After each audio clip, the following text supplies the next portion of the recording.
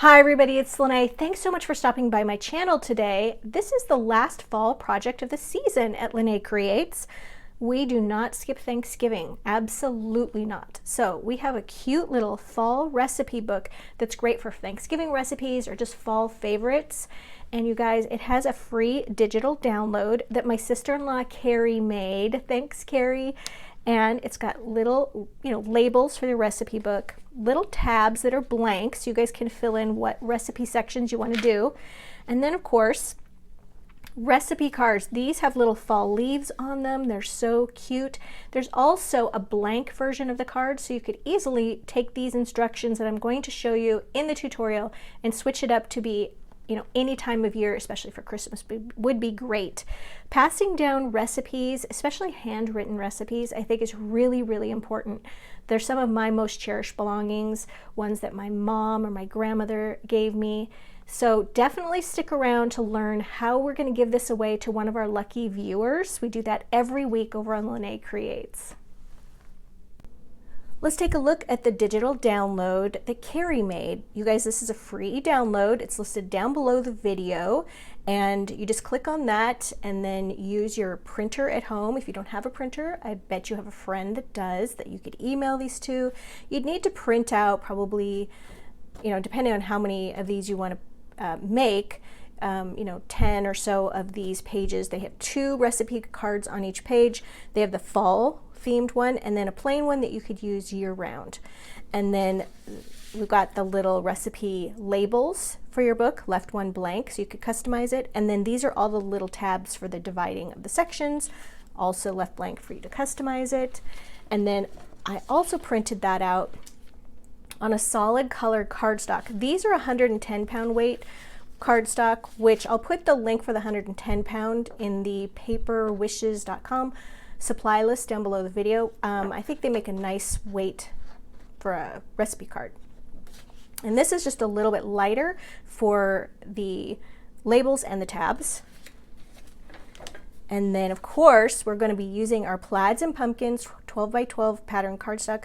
This is the last time we're going to use this for the season, you guys. So we have used it well. There are many, many projects back in my video libraries for the month of September and October. So definitely check those out. If you want to buy one of these paper packs, you can get it at paperwishes.com, listed down below the video, and there's so many things you can do with it.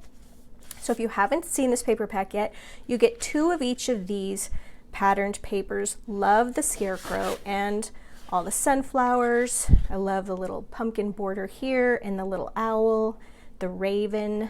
Is it a raven or a crow? I think I ask that every time. I love the little vintage look of the pumpkins and the sunflowers, and of course the plaids on these are beautiful. We've got a bright shiny yellow one. This is our little cut apart page. We call them card toppers because they're great to just cut apart and put up with a greeting on a card. And then we've got our little greetings. On the backs of these, you guys, all these fantastic plaids. Definitely going to use these, and a great leaf. All right, leaves. All right, so we've got that taken care of. Let's talk about the recipe cards. So I did these on two different colors. I just wanted to show you. This is craft cardstock. This is also 110-pound weight one. I'll list that down below in the Paper Wishes supplies too. This is, cut down using my paper trimmer, the white version, the craft version, and I just made a nice little stack of them. And I thought this version would be cute. You could take colored pencils or pens. You could put a little color here for ink. Maybe we'll do that as we move along. And then for the covers, you guys, I did a little recycling, and I'm just using like an old, just a recycled box, okay? You have got plenty of cardstock in your house. Just look at your food packaging. And I cut this down to 6.5 by 4.5, and here's why. These cards are just a little bit smaller than, this one is 5 3/4 by 3 3/4, so they're just a little bit smaller than 4 by 6, and they're going to fit really nicely in here, kind of up towards the top, and leaving us room for our little tabs down below. All right. And then we're going to start by covering our front and back cover. First the front and then the back, and I'll be right back. I just realized I didn't give you guys any measurements. So for the covers, which you need 2 of, and remember I just used some old packaging that I had. So you don't want it to be like cardboard, like, you know, like a shipping box. Food container boxes are great, like cereal boxes and things like that. 6.5 inches by 4.5 inches. The dividers are 6.5 inches by 4.25 inches. And how many of those you need just depends on how big you want to make your recipe book. Now the cards, the recipe cards themselves, give you the dimensions in case you want to make your own. This one is 5.75 inches wide.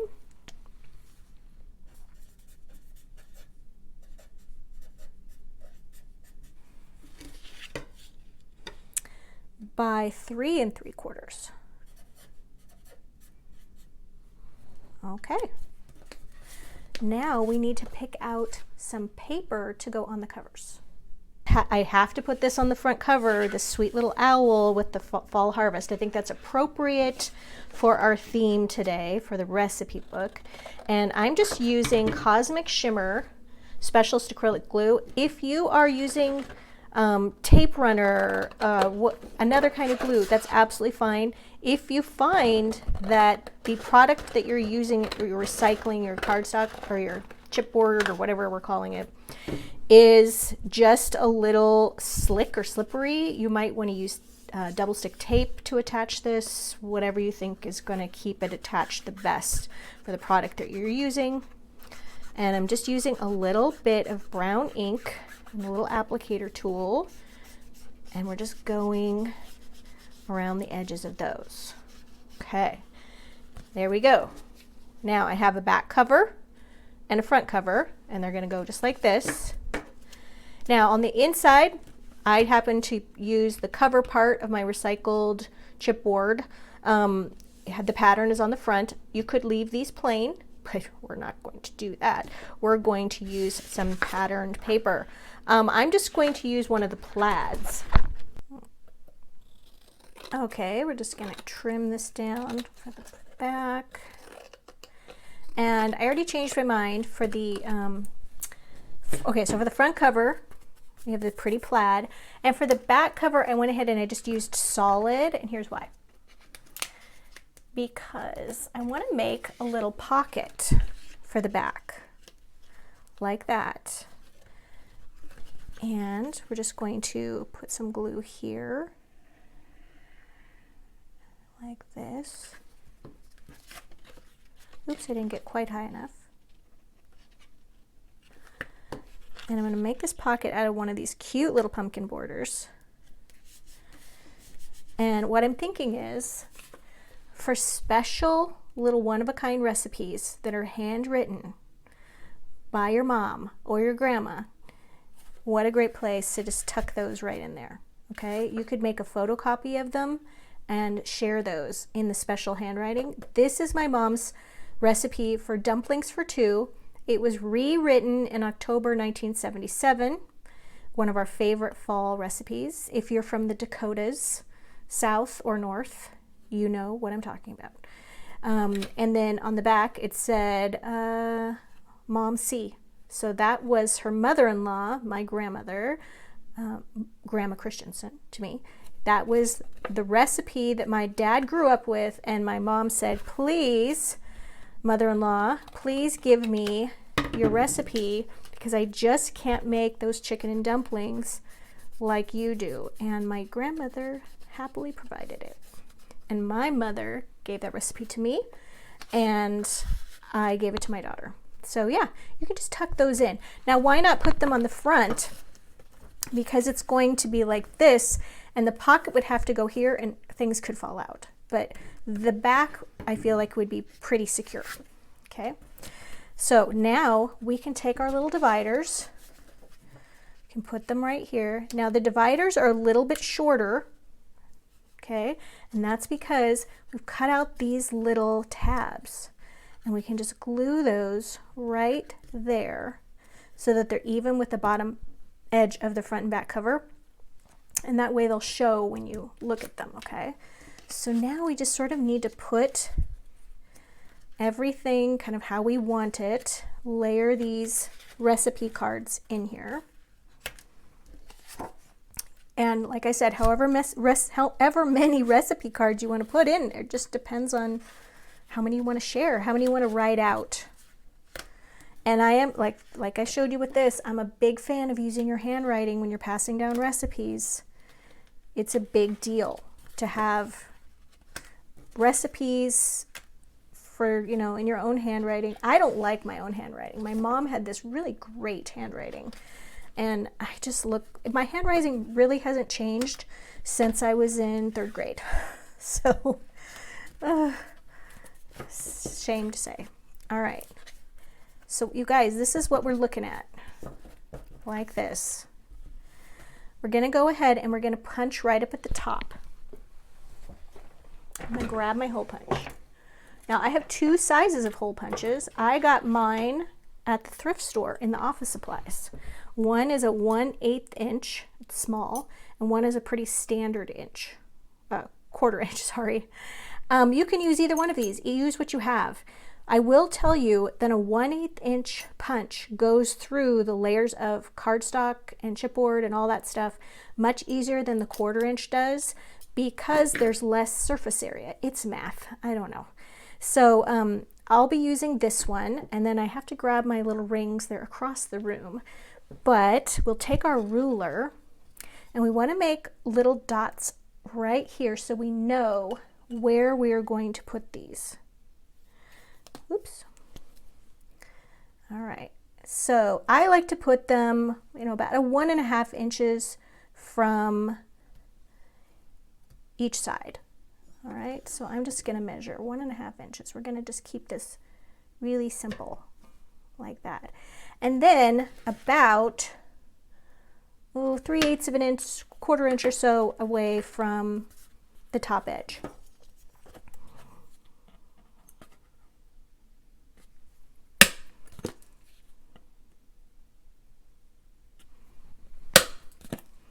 Okay, just like that. And then we're going to do the same for the dividers. All right, and what you can do with these is you can just take your pen, so you only have to measure once, and make sure the tops and the corners are aligned, and then just do this for every page, and then go ahead and punch it. You've got your little dot there, and that way everything is going to be aligned. I'm gonna go get my rings. Okay, a couple more things before we put this together. I did just think that the recipe cards, of course, are smaller than the cover and the dividers. So to make the hole punches there, I just took the recipe card and just centered it like this. So it's the top is flush with the divider card, and then you have equal space on the left and right side, and then you can just punch it through, lining those holes up. So that's how I took care of that. And then we've got our little divider tabs, and for these, Carrie made these little rounded corners, which are so cute. And you would cut out as many as you have dividers for. And then once I have those cut out, then instead of using like a corner rounder or something, which is a little too big, I just took my tiny scissors and I just cut those. And then we're going to fold this in half. Okay, right on the front and back. And remember, it's going to be upside down. So write cookies with the fold at the bottom, turn it over, cookies with the fold at the bottom. You can do a little inking if you'd like, just like that. Both sides. I think the shadowing on it is nice. And then you could start at the front or the back for attaching these, however you want to. Okay, so here's the first divider. And I'm just going to put it on the right there. There we go. A little glue.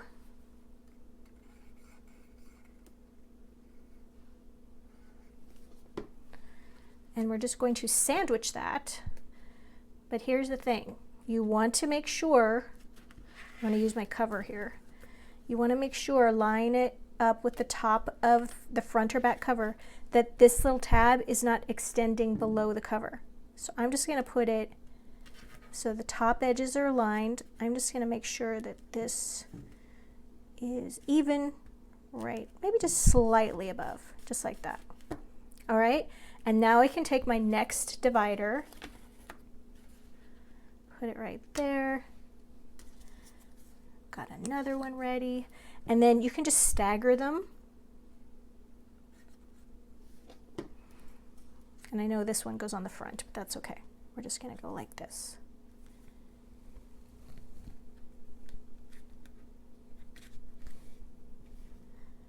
Just like that. And then we're just going to go all the way across, starting with the next divider. Okay. It's time to bind our little recipe book. Usually I use these binder rings. They're in my Amazon store, and I usually use 3/4 inch to 1 inch, 1/2 inch. And you can also get the 1 inch size, I believe, at the Dollar Tree. My Dollar Tree was out. So you can use either one of these. Just remember, the thicker the book, the more recipes you put in it, the more pages you put in it, the larger the binder ring you're going to need to do. The larger the binder ring, the thicker this metal can be. So you might need to go up to a 1/4 inch hole punch instead of the 1/8 inch hole punch that I used. So just be aware. And then to spice it up a little bit, I decided to order these from Amazon. So I'm going to definitely use these for Christmas, but they came with these orange ones that I thought were adorable.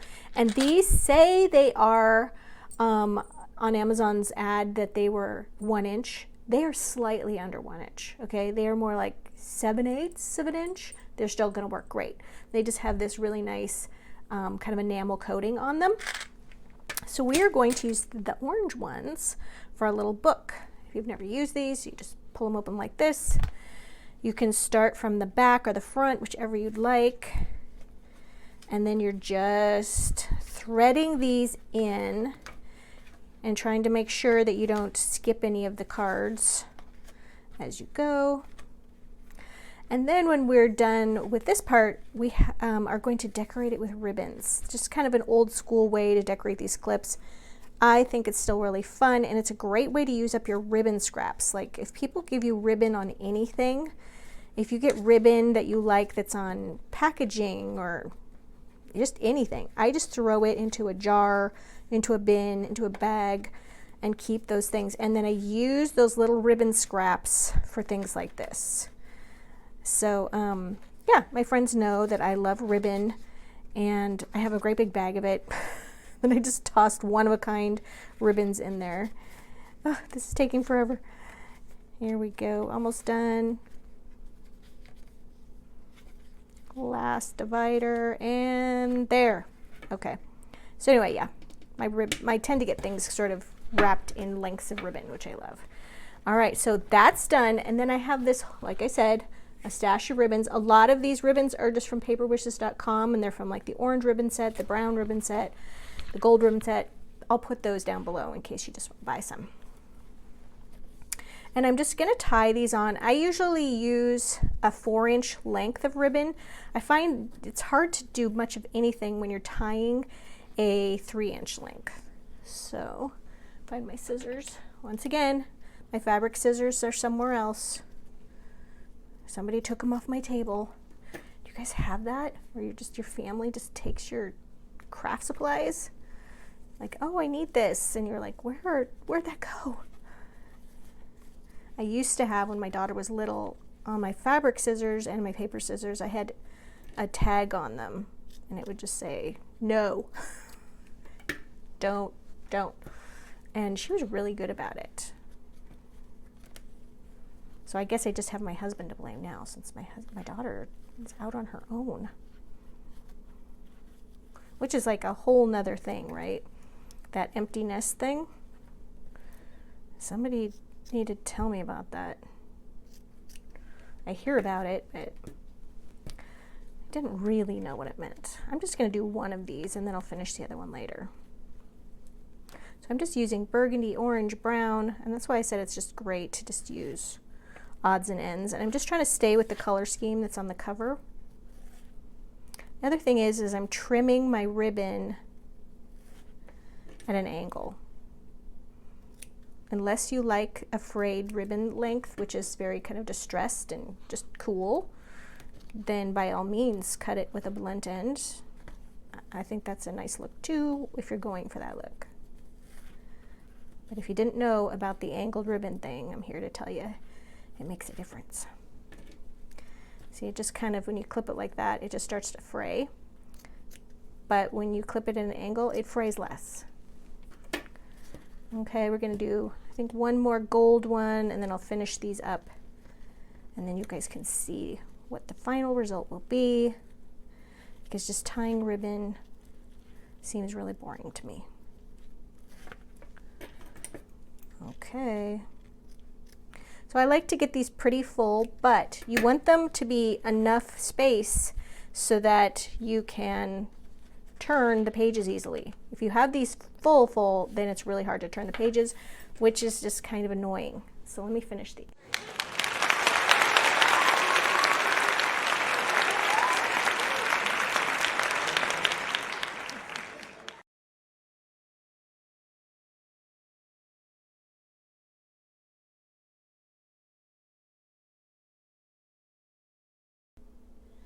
I think that looks pretty festive. I put between 5 and 6 little ribbon lengths on here, somewhere between festive and full looking, and being able to turn your pages is what you want, all right? And remember, I got these from Amazon. You can get these in my Amazon store down below the video. I think I'm gonna use these all season long for the Christmas things that I do that require these little binder rings as well. All right, so let's take a little flip through. Oops. So as you can see, I used my little fall recipes cut out. Instead of putting it on the front, I went ahead and put it on the inside. All the little tabs are left blank, you guys, because I like to keep this really generic for whoever wins this. And how we do this on Lene Creates is we ask that you like, comment, and subscribe to Lene Creates. And every week, we then have a little contest. We have a little giveaway. Here we go. The first opening is always a little stiff on these. And then I love this pocket in the back for the little grandma recipes. Where was I? Oh yeah, so like, comment, and subscribe. And then every week we'll pick a winner that we then announced in next week's video. So you have to come back next week and watch the video. You may have noticed this week there was a pop-up that said, congratulations, YouTube username blank. And then it gives you instructions on how to contact us. And we do confirm your YouTube username, so we know it's the correct person. And then we bundle this up and mail it off to them.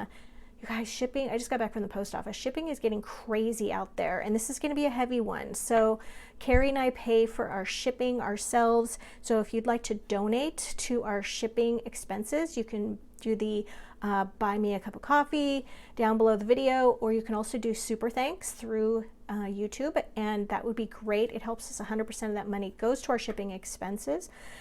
Let's see what else. Oh yeah, follow me on my other social media channels. I like to do, especially this time of year, I do extra little pop-up, little reels of quick little things to make, little stocking stuffers that you might enjoy. Thanks so much for joining me today. This was a fun one to do. Don't forget, just an easy substitution of paper, and you can make this one for Christmas quite easily. Thank you to my sister-in-law and editor, Carrie, for these great free digital downloads. Don't forget, these are down below the video. There's a link there. They're free to print out. And I hope you have fun making your little recipe book.